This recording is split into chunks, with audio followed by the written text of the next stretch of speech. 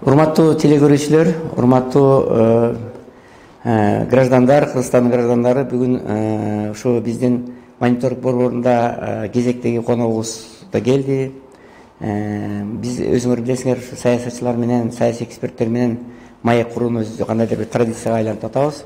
Бүгүнкү биздин коногубуз белгилүү саясий эксперт Шерадил Жумадилович келип отурат. Рахмат, Шерадил мырза, биздин чакырганды шагыбызды сындырбай келип, биздин ушул офисибизге келип бергениңиз үчүн чоң рахмат.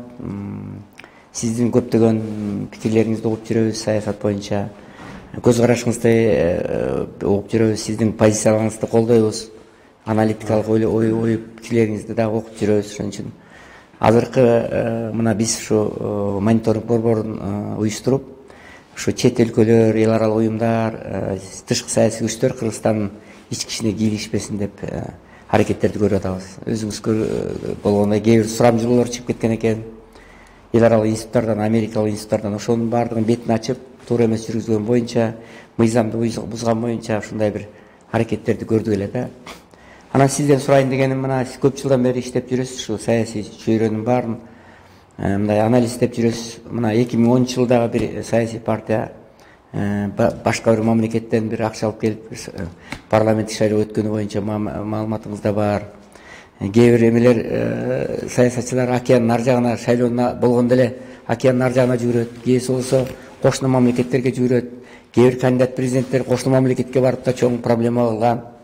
Негизи ошо мындай чет өлкөлөрдүн кийлигишүүсү боюнча өзүңүздүн пикириңиз кандай негизи болот? Биз суверендүү мамлекетпиз да негизи, туурабы? Эгемендүү мамлекет болгондон кийин биз өзүбүз өткөрүшүбүз керекпи, өзүбүздүн шайлообузду, тагдырыбызды өзүбүз чечиш керекпи же кандай? Мындай пикириңиз? Биринчиден саламатсыңарбы, урматтуу окурмандар.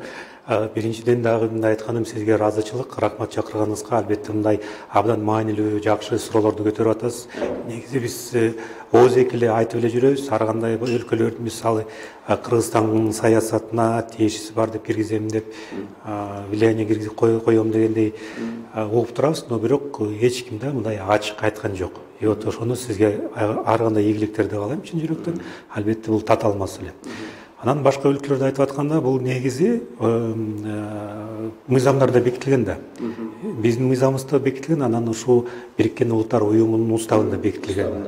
Анан тиякта дагы 1965-жылда тиякта декларация кабыл алынган да, атайын башка өлкөлөрдүн иштерине, ички иштерине, тышкы иштерине тийишкенге тыюу салынат депчи, андай деле бар негизи. Анан жалпы негизи Бириккен Улуттар Уюмунун системасында укук коргоо уюмдарынын ичинде эле ушундай эле колдонмолор бар болуп атат да, иштеп атат. Но бирок тилекке каршы биз аларды унутуп калдык. Аны билбей калдык. Кандай болот, эмне болот депчи. Албетте тиякта биз көнгөнбүз. Мисалы биздин мыйзамдарыбызда эле кандай көрсөтүлгөн?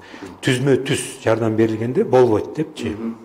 Түзмө-түз деген ал эмне? Мындай башка өлкөдөн каражат келип эле саясий партияга жардам берилди депчи. Биз ошол эле бекитилди да. Бирок сиз абдан жакшы айттыңыз, ар кандай сурамжылоо өткөндө башка жол менен, кырктыр менен эле каражат берип колдоп коюу ушундай бизде жок болуп атат да. Вот ошо эл аралык мыйзамдарда бар. И вот ошону карап атканда бизде мындай маселе татаалыраак болуп калды да. Биз союз учурунан баштап эле мындай улуу байкебиз бар го деп эле, ал баарын чечип коет го, туура айтып атат го деп көнүп калдык. Но бирок бизге азыр эмне жакшы болуп атат? Биз андан уже өтүп калдык да. Өзүбүзгө азыр ишенип калдык. Тиги сурамжылоор жаманбы, жакшыбы? Албетте тиякта жаман жактар да бар, бирок жакшы жактар деле бар да. Алар көрсөтүп атат. Биз ушу башка өлкөлөргө деле ишенбей калдык. Но бирок эмнеси жаман? Күн сайын ушундай маалыматтар берилгенде, начар маалымат бергенде, биздин мисалы саясий системаны шыбалаганга, партияларыбызды жана башка, бул биздин ички иштерибиз да. Алардын тиешеси кандай бар? Алардын өзлөрүнүн маселелери көп болуп атканда, алар менен иштей берсин да. Вот биздин иштерибизге тийгенге бул негизи тыюу салынганда ушу эл аралык мыйзамдарды бузуп атышат да. Тиякта мисалы үчүн бекитилип турган ушул уставтарда жана Бириккен Улуттар Уюмунун уставында тиякта бекитилип турганда атайын тиякта ар кандай бар. Мисалы террорчулук топтору жана башка ал түшүнүктүү. Бирок тиякта бар да саясий топторго өзүнүн өлкөсүндө башка өлкөлөрдө мисалы тренинг бергенге, атайын каражат бергенге, атайын уюштуруп мындай иштегиле, үйрөтүп тиги бугу деп андай деле тыюу салынган да. А вот бизде ушундай нормалар жок болуп атат да. И вот аны айтып атканда ошо сурамжылоо мисалы вот ошо августтун башында сурамжылоо өткөн да 4 августтан баштап 15 августка чейин. Эми ал тажрыйбалуу балдар жакшы иштеди, бирок маалымат берилген мисалы башка адамдарга туура эмес болуп калды да. Эмне үчүн туура эмес болуп калды? Ал учурда бизде саясий партия каттоону өтө элек. Жакта 44 партия болчу. Эмне үчүн ушу сурамжылоо өтүп баратканда алар айтып атат, кайсы партияларды силер билесиңер. Анан ушу партиялар киргизип эле жыйынтыгын чыгарып атат, кыргызстандык жакында шайлоо болгондо ушу партияга добуш беришет деп. А бул уже манипуляция. Бул туура эмес да. Вот ошону карап атканда албетте мындай сурамжылоого ишеним жок. Ооба, кыскасы Шаянов мырза, мындай да, мен сизге суроону тактап атабыз. Кыскасы биз эгемендүү, суверендүү, көз каранды эмес мамлекет катары өзүбүздүн ички саясий ишибизди, шайлоолорубузду өзүбүз чечишибиз керек да, туурабы? Албетте, албетте. Бул биздин эң негизги укугубуз. Ону биздин ата бабаларыбыз 1917 жылдан баштап ээ болушкан. Анан биз аны тилекке каршы баалабай калдык. Ошонусу жаман болуп атат да. А так негизи ушу байы эле АКШ башка батыш Европанын өлкөлөрүнө караганда алар ушу тең укукта, мисалы аял жана эркектердин укуктары, шайлоо укуктары. Алар көп болсо 30-40 жыл эле ээ болушкан да. А биздики уже 103 жыл болду. Кыскасы ким президент болот, ким 120 депутат болот, анын баардыгын эл аралык уюмдар же чет өлкөлөр же кандай бир тышкы күчтөр эмес, Кыргызстандын шайлоочулары чечиш керек, туурабы? Албетте, бул милдеттүү. Анан ошо бул эл аралык мыйзамдар менен короотулган, ушундай эле бекитилген. Биз өзүбүздүн тагдырыбызды чечебиз. Бизде кандай саясий система болот, кандай саясий режим болот, биз өзүбүздүн колубуздабыз. Эмне үчүн биз башка өлкөлөрдү угабыз? Ким болот, кандай болот депчи. Мейли алар бизге эле лайыктуу болуп атат да. Биз эгер аларга добуш берип атсак, жаманбы, жакшы, ал башка маселе. Но бирок бул деген бул биздики, биздин системабыз. Бул эгемендүүлүк система болуп атканда. А эгер башкалар бизге айтып атса, бул негизи биздин ички иштерибизге тийишип атышат. Түзмө-түз бизге мындай айткандай кээде тийишкенде алар атайын биз менен ойноп эле, мисалы Орусияга каршы чыгып эле, балким чаң тополонду көтөргөнгө мүмкүнчүлүк уюштуруп атышат да, шарттарды түзүп эле бизде мындай башка жол менен. То есть мында башкача айтканда, алар биздин эгемендүүлүктү ойлобой эле, Кыргызстандын өнүгүүн ойлобой эле, өзүлөрүнүн тышкы саясат кызыкчылыгы үчүн эле бизде мисалы айткандай негативдүү маалымат фондун көтөрүп атышат да. Анан бул жерде жакында бир 2-3 күн мурун ушул жерде саясий партиялардын бардык 16 партиянын өкүлдөрүн чакырып, массалык маалымат каражаттарын чакырып, ушул маселени, ушу сурамжылоо туура болду, туура эмес болду, сиз деле айтып атпайсызбы, анын кээ бир жакшы жактары да бар деп. Ошону талкуулаш үчүн ушул жерге чакырганбыз бардык партиялардын өкүлү. Мына ушу кеңсеге чакырдык эле. Бирок тилекке каршы 16 партиянын 2 гана партиянын өкүлү келди. И то улам чакырып атып. Башкалардын баарына чакыруу жиберсек келген жок. Анан келбеген аз келгенсип, жанагы биз көрсөткөн сурамжылоону окуптур. Аларга американский институт таратып бериптир, бирок бирөө дагы таанышып койбоптур. Ким биринчи орунда? Анан ушул жерге келип таанышып атат да. Анан мен ушундан кийин таң калам да, бул саясий партиялардагы өлкөдө болуп аткан процесс, тем более сурамжылоо болуп атса, анда бир эч кандай тиешеси жок. Азыр мындайча айтканда авторитет жок. СДПК үндүү партия биринчи орунда турса, анан кээ бир партиялар биз жеңебиз деп аткан партиялар дагы окуган эмес да. Ушуга кандай карайсыз, мисалы? Кандай деп түшүнсө болот? Биз аларга айттык, кичине жок дегенде пикириңерди айтпайсыңарбы? Бул мониторинг борборуна эле керек эмес да. Бул деген партияларга да керек да. Партиялар караш керек да. Алар башка бир мамлекет мына могу партиялар жеңет деп айтып атат. Мисалы ошол эле бир партия бар экен, мисалы Баткенде дайыма биринчи орунда да. Ал партия 8-чи орунга жылып калыптыр. Анын ордуна СДПК турат. Эми ошол партиянын өкүлү мурда эле айтыш керек да. Туура эмес, бул деген бул ким жүргүзгөн бул сурамжылоону депчи. Албетте бул туура эмес. Мисалы КСДПК бул жылдын шайлоосуна катышпайт да. Жок алар. Ал жаңы партия социал-демократтар. Ата журтта жок, ак жолдо жок, жана башкалар деле жок болуп атат. Вот, ошону каратканда бул сурамжылоо кээде мындай да, шайлоо учурунда ушундай сурамжылоолор күн сайын өткөзүш керек да. Аларды күн сайын чыгарыш керек. Бирок ага мүмкүнчүлүк жок бизде. А бул негизи эски сурамжылоо болуп атканда, маалыматы эски, албетте мына ушундай партияларга берип атканда бул негизи манипулятивдүү болуп атат да. Туура эмес маалыматты берип атышат да. Бул жерге Замида Карпиевича ошол Марс Осмонкулов дагы сиз айткандай манипуляция деп сиз айткандай айттыңыз, алар дагычы. Башка максаты жок да. Эгер маалымда болуп атканда маалымда болуп атат, бул маалымат берип атканда бул негизи кандай саясий партияларга тапшырып, но бирок көбүнчө алар жалпыларга маалымдоо аркылуу баардык шайлоочуларга көрсөтүп атат да. Значит, демек шайлоочулардын пикирлерин уже адаштырып калды. Бул деген туура эмес.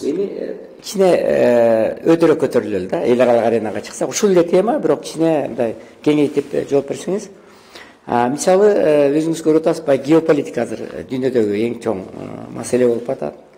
Мына Збигнев Брежинскийдин жазгандарын билесиз. Канчалаган саясатчылар геополитиканы изилдеп атышат да, мисалы.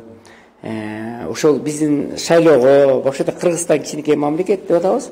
Ошого Американын, Россиянын, Кытайдын 3 чоң мамлекеттин туткундабыз да, каалайбызбы, каалбайбызбы. Ошол эле кошуна Казакстан да өзүнүн таасирин тийгизет. Европа мамлекеттери грант берип атат. Бизде канчалаган өкмөттүк эмес уюмдар жүрөт, миллиондогон гранттарды алып. Мына USAID башка фонддор азыр мына биздин эл аралык байкоочуларга эме берипти, грант бере баштады, $1,200,000, $1,200,000. Мына негизи ушул тышкы таасирлерге бир анализ кылсаңыз, азыр кайсы мамлекеттер бизге кызыгып атат? Анткени биз эмнеси менен кызыктырабыз деген ойда. Албетте бул татаал суроо болуп атат. Но биякта биринчиден албетте ким каражат берди, ошо кызыгып атат. Анан каражат бербегендер деле кызыгып атат. Негизи биздин эле кошуна өлкөлөрүбүз. Албетте биздин мындай айтканда өлкөбүздө мамиле кандай болот, шайлоо кандай өтөт, албетте чаң тополон эгер болсо, аларга деле тиешеси бар да. Анан мисалы ошо Кытайды карап атканда, тиякта Синьцзянь уйгур автономдук район болуп атканда, тиякта 10 миллион уйгур жашайт да. Бизде деле уйгур туугандарыбыз бар, Казакстанда деле бар. Албетте ушунда кызыгып атканда, Кыргыз-Кытай мамиле кандай болот? Ошону карап атканда кытайлыктар деле кызыгып атат. Казактар, өзбектер, тажиктер, жана башкалар. Орусияны карап атканда, албетте алар деле ушу Борбордук Азияга көңүл буруп жүрүшкөн дала эле. Албетте алар деле азыр карап атат. Кечирип койсоңуз сөзүңүздү бөлүп коюп, бир мындай жакшы суроону баштадыңыз, жоопту. Анткени эмне үчүн Кыргызстанга кызыгып атышат? Анткени Кыргызстан Борбордук Азия мамлекеттериндеги баягы демократиянын аралчасы деген атка конуп калганбыз да. Кыргызстандагы сөз эркиндиги, адам укугу, демократия маселеси боюнча биз кенеште алдыга кеткендиктен Кыргызстанга көп мамлекеттер ушул жагынан дагы кызыгып атабы деген ойда. Албетте. Себеби бизде ачык өлкөбүз болгондо, эркин өлкө болгондо, биякта башка өлкөлөрдүн жарандарга иштегенге, жашаганга мүмкүнчүлүктөр, шарттар жакшы, эркиндик берилген, жакшы шарттар түзүлгөн. Башка өлкөлөрдө караганда кысымчылык жок. Тажикстанга киргенге өтө кыйын. Тияктан да каттон өтүп, милицияга учетко туруп, жана башка эмелер деле көп да. Европага келгендей болуп калат, Европага келгендей болуп калат. Же мисалы туристтик виза менен келип эле 90 күн мындай эле визасыз эле жүргөнгө эле мүмкүнчүлүктөр түзүлүп турган. Анан кээде ушу башка өлкөлөрдүн жарандары ушуну колдонуп эле туристтик виза менен келип эле иштеп эле жүрүшөт. Андай деле бар бизде. Аны деле билип атабыз, түшүнүп атабыз. Но башкача мындай айтып атканда, Кыргызстан деген эмне үчүн кызыгып атат? Башка өлкөлөргө караганда албетте биз эркинбиз. Жана бизде мындай айтып атканда, биз мындай айтканда өзүбүздүн пикирибизди уялбай эле так эле жеткизебиз да баарына. Мисалы мурунку президенти Атамбаев ал деле канча куч сөздөрдү айтты. Башка мисалы Америкага, жана башкаларга ал деле ушу айтып атпады беле. 2011-жылда ошо конуш өлкөнүн өкүлдөрү мындай чемодан $1,000,000 көтөрүп жүрүшкөндө акчаны таратып бизди колдогуло, биздин эме депчи кызыкчылыгын колдоп койгула деп. Андай деле сөздөр айтылган. Албетте анын баарын көрүп атышат да. Ошону айтып атканда биз башкаларга мисал катары болуп атабыз да. Казак элине, өзбек элине, жана башка элге мисалы сот тармактарына карасак, баары эле айтып атат, мейли, булардын экономикасы кичинекей. Мисалы тышкы саясат карарында глобалдык деңгээлде албетте биздин салымыбыз жогору эмес. Но бирок биз мисал катары башка өлкөлөрдүн элине мындай айтканда жакшы үлгү катары болуп атабыз да. эркин сөздү айтып, кандай ой пикирлер бар жеткизип кое албай, анан башкача мындай айтып аткандай көп деле бийликке баш ийбейбиз. Ошону каратканда пикирибизди эркин билдиребиз, сындайбыз бийликти мисалы. Ошону каратканда үлгү болуп атканда тилер деле коркуп атат. Алар билбейт кайсы жол менен ушундай коо менен иштеш керек депчи. Албетте башка өлкөлөрдө кызыгып карап атат, бизди да колдоп атышат, тиги тараптан да бизди кээде басып коюшат да. Мына Шерал мырза, мына өзүңүз билесиз, кыргыз эли өзү меймандос, туурабы? Бардыгына тең караган, ушундай конокту сыйлаган элбиз да. Анан башка өлкөдөн келген адамдарга да аябай жакшы мамиле кылабыз да. Мына чет мамлекеттен келгендердин баары Кыргызстанга келгенден кийин кеткиси келбейт. Анткени кыргыз эли бир ушунчалык мээримдүү дейт да, бизге жакшы мамиле кылат дейт.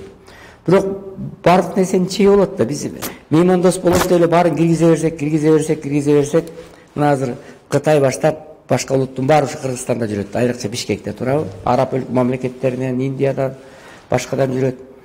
Анан бирок тилекке каршы жана эле ой да. Ушундай бир меймандостугубуздан, мындай байкабастыгыбыздан, ак көңүлүбүздөн пайдаланып, башка мамлекеттер биздин ички ишибизге кийлешип, бүт сырыбызды билип, анан баягы эмебизди тартып дегенде, сырыбызды тартып, анан бир өзүбүздүн эгемендүүлүгүбүзгө шек келтире албайбы деген коркунуч бар да. Кандай дейсиз? Ал өзүбүздөн келет да. Бизде азыр бүгүнкү күндө карап атканда биз көбүнчө эки тарапка бөлүнүп кеттик да. Биринчи тарап ушул мисалы мындай айткандай глобалисттер айтып коелу, космополит депчи. Алар көбүнчө башка өлкөлөрдө окуп, англис тилди билип, кыргыз тилди начарраак сүйлөп же унутуп, маданиятын, руханий тарабынан көп деле билимдери жок болуп атканда эле, бирок алар ойлоп атат да, мисалы АКШдай болсок өлкөбүз өнүгүп кетет депчи. Бул бир тарап. Экинчи тарап албетте биздин эле улуучулдар, мекенчилдер, алар ойлоп атат, ушу кыргыздын рухун көтөргөндө баарыбыз Кыргызстан өнүгүүгө кетет депчи. Но бирок биякта ортосундагы бар адамдар жакшы болот эле да. Бизге ушу синтез керек болуп атат да. Мисалы Чыңгыз Айтматов, ошо Чыңгыз Айтматов болчу, Калыгул болчу, жана башкалар болчу да. Ушундай адамдар болсо жакшы болот эле да. Цивилизациянын кагылышы, Бул цивилизация эмес, цивилизация деп айтсак болот, мировоззрение. Ошонусу болуп атат, көз караштарды да. Ошонусу бири-бирине эки эле тарап жакшы ой пикирмен чыгып атат. Кыргызстаныбыз гүлдөсүн депчи, өнүксүн деп. Но бирок ушу мындай методика менен караганда, иш чарбаны чыгарганда туура эмес болуп атат да. Бунусу да кээде башка тарапка кетет, бунусу да башка тарапка кетет да. Ошону карап атканда Кыргызстаныбыз 16 жыл, мындай жалпак тил менен айткандай, 7 жолдун кесилишинде туруп эле калды такалып. Азыр билбей атабыз кайсы жакка жылалы депчи. Анан кээде чыгып турат, идеология керек, бизге керек депчи. Анан идеология деп сурап калсак, эмне деп эле, бул негизи илимий теория. Бирөө либерал дейт, бирөө социалист жол менен, тигиндей деп элечи. Бирок мындай идеология деп биз баарыбыз билебиз да, ал бекитилген да. Кимде бар, конституцияда эле бар бекитилген, кыргыз элинин саны көбөйсүн, кыргыз жери болсун. Ошол эле да. Кайсы жол менен аны жеткизебиз, кандай болот эле, ушу ойлонуш керек да. Бул белгисиз болуп атат. Анан ушундай синтез болсо, дагы биз коз карандаш чыкса, ошо менен жакшы болот эле да. Эми мына өзүңүз көрүп атасыз, бизде граждандык коом күчтүү, туурабы? Кыргызстандын дагы бир айтылган сөз бар, Крылатый. Кыргызстан бул өкмөттүк эмес уюмдардын мекени деп, граждандык уюмдардын мекени. Ошол граждандык уюмдардын бир тобу чет мамлекеттерден каржыланып грант алып атат, туурабы? Кээ бирлер аны чет элдик тыңчы деп атышат, башка деп атат, бирок аларга мен кошулбайм. Алар дагы мындай иш ордун түзүп берип атат, туурабы? Ишканаларды куруп атат, жолдорду оңдоп атат, мектептерди, социалдык маселелерди чечип атат. Бирок кандай болгон күндө дагы алар чет мамлекеттен каржыланып аткандар да бар азыр. Эми ошол эле өкмөттүк эмес уюмдар азыр кээ бир партияларга кирип алып, ошо партияга мүчө болуп, анан депутаттыкка талапкер болуп, аракеттерин көрүп атат да, баштады. Ушуга кандай карайсыз эксперт катары? Мындай түрдүү эксперттер түрдүү карашат экен да. Бирөө айтат экен, бул айлыкты тияктан алат, бирок бияк иштеген өзү туура эмес деп атат. Кээси айтып атат, бул мыйзамага жол берет деп атат. Эми сиздин пикириңиз кандай? Биякта менин пикирим негизи ушу Бириккен Улуттар Уюмунун. Анткени алар 20-30 жылдан бери ошол чет мамлекеттен каржыланып, айлык алып, үй бүлөсүн багып иштеп келатат да. Ушу баягы мындай буттан турду да. Эми анан ушу азыр эми саясатка кирип атат. буга чейин эчтеде иштеген эмес. Ошол именно НПО менен иштеп келген. Чтобы сизге түшүнүктүү болуш үчүн да. Жок, түшүндүм. Биякта мындай маселе болуп атат да. Эл аралык мыйзамдар ал бекитилген. Буну негизи түз эмес жол менен башка өлкөнүн иштерине мындай айткандай салым салган аракет деп эле эсептелет да. Кыйыр түрдө да. Жакта эмне үчүн ушундай болуп атат? Алар айлыкты алып атабы? Түзмө-түз айлыкты алып атабы эл аралык уюмдардан? Жактан алып эле, анан мында биз кээде эл аралык деп эле мамлекеттик уюмдар деле эсептеп атабыз. Мисалы USAID, ТИКА, ДИФИД бул эл аралык уюмдар эмес. Бул мамлекеттик эл аралык уюмдар, Ну, мамлекеттик эл аралык деп айта албайбыз. Алар эме да. Алар мисалы ар бир өлкөнүн ичинде тышкы иштер министрлигинин алдындагы органдар болуп атат да, уюмдар болуп атат. Ошону айтып атканда бизде ушул мыйзам так аны чечпей калды да. Так жазылган эмес да. Ошону карап атканда булар түз эле башка өлкөдөн каржыланып атат да. Бул биринчиден. Анан экинчиден ушу эл аралык мыйзамдар бекитилген да. Ал ушуну классификация болуп атканда, ал ошо как раз ошого кирип калды да. То есть ага негизи болбойт. Мындай айтканда. Ал негизи катышканга ал негизи өзүнүн мындай айтканда конституцияга ылайыктуу укугу бар. Укугу бар. Но бирок ал келгенде кимдин саясатын алып барат. Моралдык жагы бар да. Этика бар, моралдык жагы бар.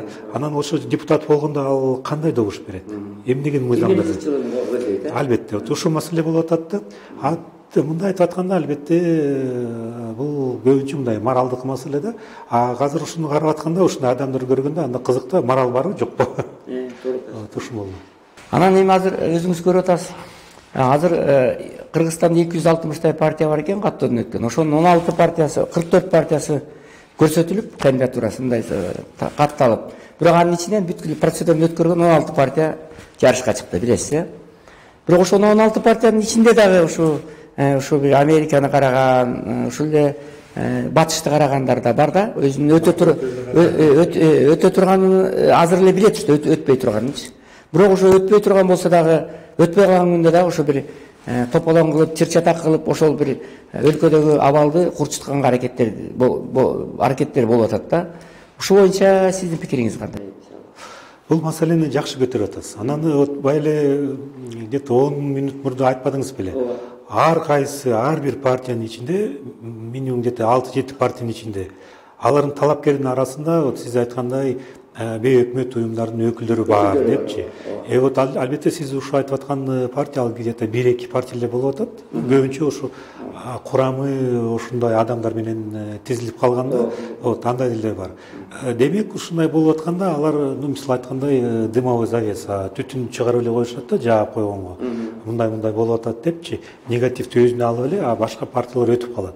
То есть максат, эгер мисалы бир мындай каржылоо борбор болуп атканда, бул мындай өзүнө негативди алат, булар өтүп калат дегендей да. То есть ушул каржылаган борбордун кызыкчылыгы да биякта бекитилип калат. Ал бир маселе. Анан эгер баарысы мында чыкпай калса, чаң тополоң көтөргөнгө деле ал экинчи маселе болот да. То есть тияк мындай болгондо иштегенде бул негизи уже политтехнологический оюндар башталган да. Ошону каратканда бул татаалыраак да, азыр так айта албайбыз. Чаң тополоңго көтөрүшкө алып келбейби? Аракет кылышат, албетте. Андай деле мүмкүнчүлүктөр, шарттар азыр түзүлүп калды четинен. Но бирок эгер булар өтсө, балким булар өчүп эле калат. Мына да бир суроо. Мына өткөндө 2 жолу бизге келип маек курду Марсариев мырза. Ошол ал саясатчы бизге мынтип айтты. 5-4 шайлоо бүтөрү менен сөзсүз түрдө бизде 100% түрдө ошо Беларусь окуясы Майдан кайталанат деп айтат. Анан мен айттым, андай болбойт го десем, жок, сөзсүз түрдө болот деп айтат да. Анан мен башкачараак айттым. Все-таки бизде Азия. Бизде Лукашенкодай 26 жыл президентибиз отурган жок. Ар бир 5-6 жылда алмашып атат. Ар бир 6 жылда уже традиция жакшы. 3-чү президент уже Отунбаев, Атамбаев, анан азыркы президентибиз. Андай болбойт го десем, жок болот деп атат да. Сиз кандай пикириңиз? Коллегаңыз жөнүндө пикирлер ар кандай бар, коомчулукта албетте ар кандай бар. Бирок биякта бизде мындай болуп атат да, Лукашенкога каршы чыккандар оппозиция бар да, президентке каршы оппозиция бар. Бизде оппозиция жок. Президентке каршы оппозиция жок бизде. Саясий партиянын деңгээлинде оппозиция бар, бири-бирине каршы чыккандар. но бирок ушу Беларусь менен салыштырганда системдик бизде жок деп атасыз, жок. системдик оппозиция бизде жок. Бир эле нааразычылыкты көрсөтүп эле кызматтан кеткенден кийин эле мен оппозицияга. Бирок эми жана Текебаев чыга калат кээде Адахан Кимсанбаевич Мадумаров чыгып атат оппозициямын деп. Атамбаев түрмөдөн үн чыгарып калып атат. Булар эмне оппозиция деп эсептейт? Булар оппозиция эмес. Жөн эле булар өзлөрүнүн пикирин жеткизип атат да. Анан оппозиция болуп атканда тиякта альтернативдүү программа болуш керек да. Бизде андай жок. Мисалы Белоруссияда бар. Бизде андай жок. Анан кайсы жол менен өнүгөт, максаттар жок, эч нерсе коюлган жок да. Баары эле көрүп атат да азыр. Мен оппозиция деп эле ушу кызматты, президенттик кызматты, жогорку кеңештин депутаттык креслону ошол эле талашып эле жүргөн эле да. Вот бизде мааниси ушундай болуп атат да. А негизи оппозиция болуп атканда булар өзлөрүнүн өлкө үчүн иштеп атышат да. Жаңы өлкө жаңыртсын, жаңы технология, жаңы максаттар келсин деп эле. А бизде андай жок. Эми бир башка саясий эксперттерге бербеген суроону сизге берейин да. Башкаларга берген эмес элем. Анткени ошого мен мажбур болуп атам. Кечээ мына өзүңүз билесиз, мурда күнү Араванда бир топ жагымсыз окуя болуп кетти. Эки топ мушташып кетип, бир топ адамдар жаракат алып, ушундай бир кичине уятыраак иш болуп калды. Кээ бир депутаттардын, талапкерлердин туура эмес аракеттеринин негизинде. Анан эми ошону ушу 2 күндөн бери Азаттык радиосу аябай катуу көргөзүп атат да. Ушул Азаттык башталгандан баштап эле Аравандан башталганда Арава менен бүтүп атат да. Анан кечке чейин сайттын биринчи бетине баягы главный новостьке ушул Аравандагы мушташты коюп койду да. Анан эми мына кечирип коюңуз, Азаттык радиосу Кыргызстандын демократиясына, адам укугуна, сөз эркиндигине көп салым кошкон, азыр да салым кошуп атат. Ал радионун ролу аябай чоң, мисалы биз үчүн деле аябай чоң, аны биз аябай баалайбыз. Бирок экинчи жагы бар да, мына биз чет мамлекеттен башка өлкөлөр биздин ишибизге кийлигишпесин деп атпайбызбы? Кандай болгондо Азаттык радиосу Американын конгресси тарабынан каржыланат да. Анан мен кечээ дагы замечание, мындай өзүмдүн сын пикиримди айттым жетекчилигине. Мына эми ошол Аравандагы окуяны улам эле кайра косута берген, улам адамдардын каны көргөн сайын кайнайт да, туурабы? Тем более шайлоонун алдында эл араң турат баягы. Жарыла албай эле бирдемени. Элдин баары азыр саясий темпорду улам баратат да. Анан өткөндө да реакция 1, 2, 3 деп балдар чыгышты. Азаттык журналисттери эле жан талашы ушул бүткөнчө чагылдырып жүрдү да. Андан башка мына эми азыр Аксада болуп аткан окуяны, мына Белоруссияда болуп аткан окуяны чагылдырып атат. Навальныйдын ууланышын чагылдырып атат. Мен эми азыр, конечно, канча заслугасына карабастан, кийинки убактарда Азаттыкка эмне бир тополоң эле керекпи деген ойдо болуп атам да. Мен аларга улам өзүмдүн сын пикиримди аксакал катары айтып атам. Потому что менден артык Азаттыкты колдогон, менден артык Азаттыкка интервью берген адамдар деле аз да. Анан Азаттыктын постоянно туруктуу угуучусу болом да, Шерали мырза. Ушул суроону мен биринчи берип атам сизге. Таза эмең, жообуңуз, пикириңиз таза. Албетте Азаттык радионун үн алгысынын негизи салымы демократияга тиякта албетте чоң. Но бирок ушундай репортаж чыгып атканда тиякта эки максат болуп атат да. Ушу Араван районуна караганда тиякта кимдер чаң тополоң көтөрдү?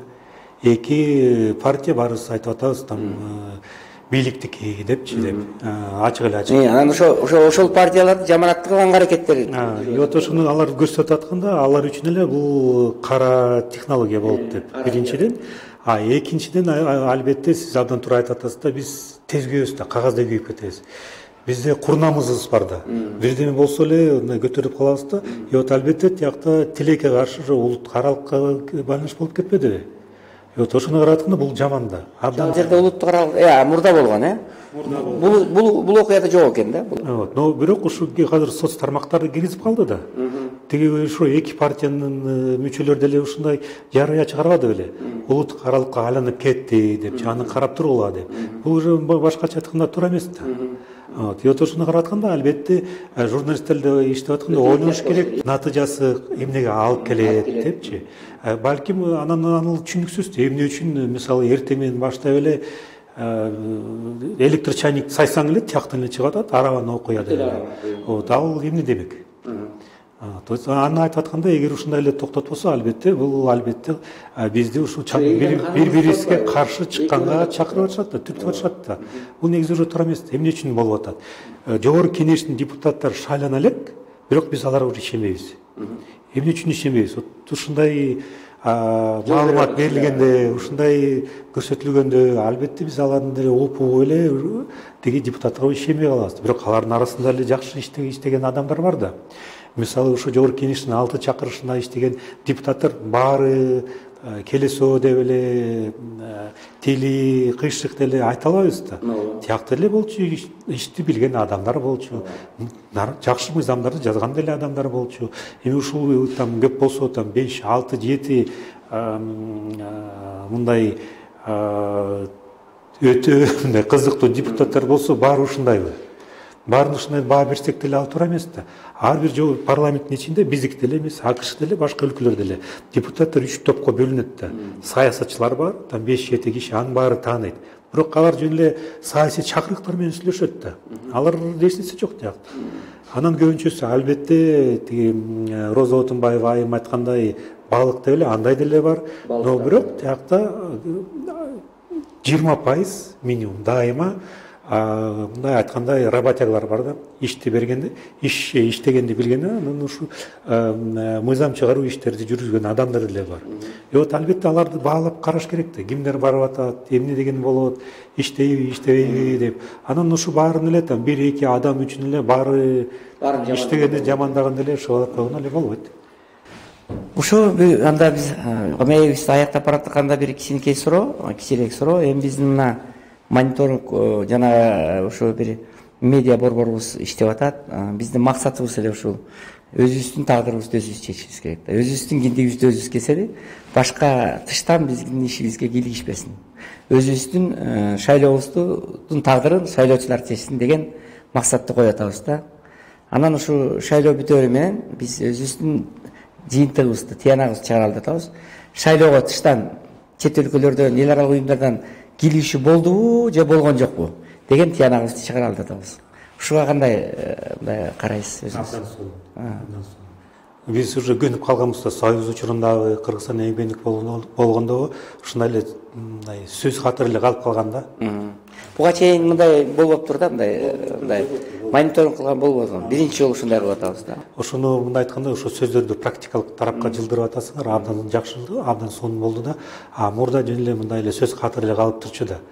Жалпы мындай чакырык катары эле там силердин турмушуңар, силердин келечегиңер, силердин колуңарда деп эле, өзүңөр билген шайлоо бергиле деп эле жөн эле чакырык катары калып турган. Анан ушундай мониторинг борбору болуп атканда, бул негизи конкреттүү жолго уже иштегенге болот да. Анан адамдар четинен уже ишенип калат да. Эр кандай мисалы мыйзамды бирөө бузса, силерге кайрылса болот экен да, анда тиякта бузулду деп эле, мындай бузулду деп эле жардам бергиле деп эле кээде адамдар укук коргоо органдарга кайрылганга уялып калат же коркуп калышабы. Силерге ушу кайрылса, мен ишенем, иштер жакшы болот. Ооба. Кудай буйрса, ушу эми мына шайлоого аз 10 күндөй убакыт калды, бир аз көбүрөөк. Ага чейин мүмкүнчүлүк болсо, балким сиз менен жолуга алабыз. Балким шайлоодон кийин, шайлоонун жыйынтыгы боюнча дагы бир кеп кыларбыз. Биз кыскасы биздин кеңсе сиз үчүн дайыма ачык. Урматтуу Шераби мырза, сиздин эмгегиңизди биз баалайбыз. Кыргызстанда тынчтык болсун, стабилдүүлүк болсун, калыстык болсун деп аракетти көрүп келатабыз. Мен муну мактайын дегенден алысмын. Сизди чоң сыйлоо иретинде айтып атам. Дайыма биздин кеңсеге келип пикириңизди билдирип туруңуз. Биз ошол маектешүүдө мына сизден да бүгүн көп нерселерди алдык. Пикирлериңиз бизге өтө маанилүү да. Анткени канчалык көп саясатчылар, политологдор, эксперттер канчалык көп пикирлерди айтса, ошо чындык баягы талаштан тактык жаралат деп, чындык ошондо келип чыгат экен да. Урматтуу телекөрүүчүлөр, урматтуу Кыргызстан жарандары, мына бүгүн бизге ошо мониторинг, келечекке жол мониторинг борборунда кезектеги коногубуз Шераби Жумадилович келип катышты. Ушу мен мындай дагы жолугушуулар дагы көп болот. Баарыңыздарга жакшылыктарды тилейбиз. Эң негизгиси ошо өлкөбүздө тынчтык болсун. 4-октябрда өтө турган шайлообуз бир жакшы өтүп, өлкөбүздө бейпилдик болуп, стабилдүүлүк болуп, дүйнөлүк коомчулуктун алдында уят болбой шайлообузду бир эл аралык стандартта өткөрүп алалы деген чоң үмүтүбүз бар.